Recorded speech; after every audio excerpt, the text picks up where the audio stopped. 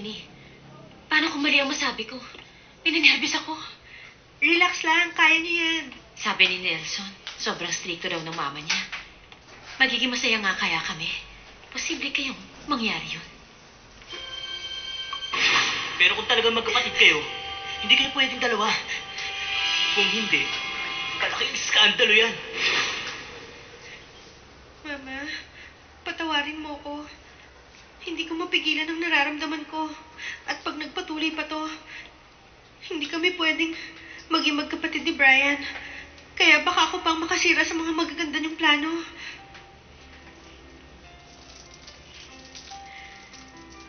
Alam ko ngayon pa lang tayo nagkakilala. Pero, magiging sa pamilya na tayo. Kaya, huwag na tayong magkailangan. Sige, kumain na tayo. Siguro ay ako na ang kakatawan sa buong pamilya diyang para tanggapin kayong mag-ina. Sana'y maging masaya kayo sa pagpasok sa aming pamilya. At sasamantalahin ko na rin ang pagkakataong ito para pag-usapan ang binabalak niyong pagpapakasal ng anak ko. Opo. Kahit na ikalawang kasal na niya ito, wala kang dapat alalahanin.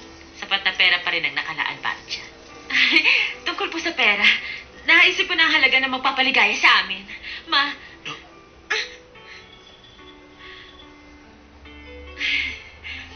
Medyo nakakahiya pa ngayon na tawagin ko kayong mama. Hindi nga ako sanay. Kung gano'n dapat kong ulitin. Ma! Ayan, hindi na nakakasiwa. Hindi ba? Ma, bakit makatibang lalamunan ninyo?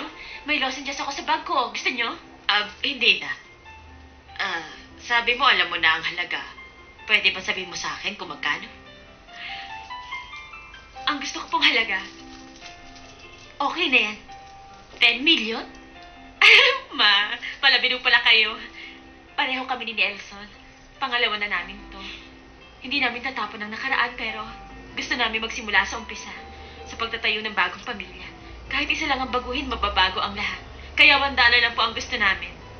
Pang good luck lang, hindi 10 million. Ma, para sa dowry, pengi pong $1.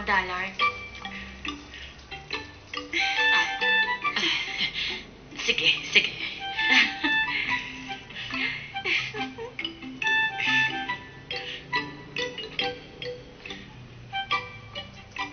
Queenie, natalo ng mama mo si Lola.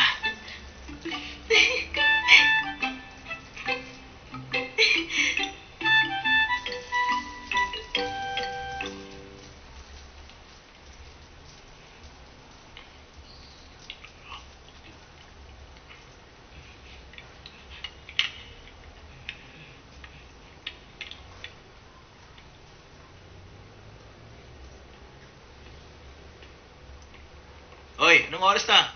Oo nga pala. Sabi ni Brian, tawagan ko raw siya. Anong oras ka raw? 8:30 ba o 9? Manood muna tayong TV. 20 minutes na lang, magsisimula na loto. Oo, wala pang nananalo. 40 million na. May ticket ka? Siyempre kaya. Tanga lang ang wala nito, no? Benji, ikaw? Ang tataya nyo talaga. Bakit hindi nyo ako sinabihan? Bakit ikaw sinabihan mo kami? Kalimutan nyo na yan. Ako mananalo ngayon. Sigurado ang numbers ko. Hindi rin, no? Nasa akin ang lucky numbers. Huwag po sana ako manalo kasi baka atakihin ako sa puso. Good evening. Thank you for tuning into our station. I-announce ko na po ngayon ang mga winning numbers ng ating lottery. Makinig kayo, Ito ha? na po ang mga numero. Okay, handa na kayo? Nakuha ko yun. 2, Ikaw, tingin. 4, 14. Saan ninyo balak gawin ang inyong kasal? Kaibigan ko, manager ng Yuan Hotel. Pero kung sa Genua o sa Genuine yung gusto, pwede rin. Doon po sa pinagtatrabahuhan kong restaurant. Kasi doon kami nagkakilala ni Nelson. Kaya dapat doon po kami ikasal. Para naman, mas maging memorable yung kasal namin. Sabi nga po ng boss ko, magbibigay daw siya ng libreng manok. Para yun sa lahat na magiging bisita namin ni Nelson.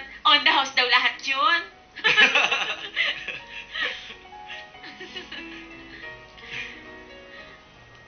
Mukhang maswerte ka, anak. Sa napili mo mapapangasawa. Opo.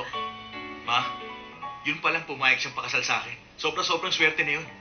Sobra ka naman. Nakakahiya tuloy.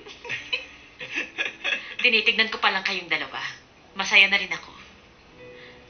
O sige, mabuti pa. Kumain na tayo.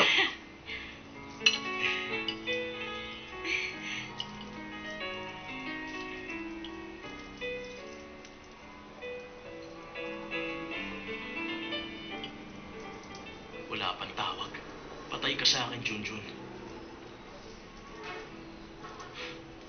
Maayos naman ang naging wedding plans nila, Mama. At saka si Uncle, pareho silang masaya ni Mama. Siyempre, kasi naman, pakakasalan nila ang taong mahal nila. Masasaktan ang lahat na nakapaligid sa kanya. Masisira ang buhay nila. Pwede ko bang patuloy na mahalin si Brian?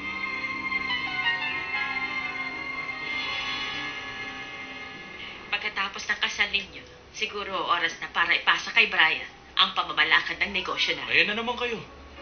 Bakit tuwing magkikita tayo, inuungkat nyo lagi yan? Brian, hindi mo ito pwedeng takasan. Nasa kapalaran mo na ang patakbuhin ang negosyo natin. Kayo lang ang may gusto nun, hindi ako, Lola. Pero kailangan ng tagapagmana ng negosyo natin, iho. Eh di bigay nyo sa iba. Si Brian palang magta-take over sa negosyo. Ibig sabihin, mas mahalaga pa pala ang papel na gagampanan niya. Ito kaya yung sinasabi sa akin ni Alan na masisira ng iskandalo ang buhay ni Brian?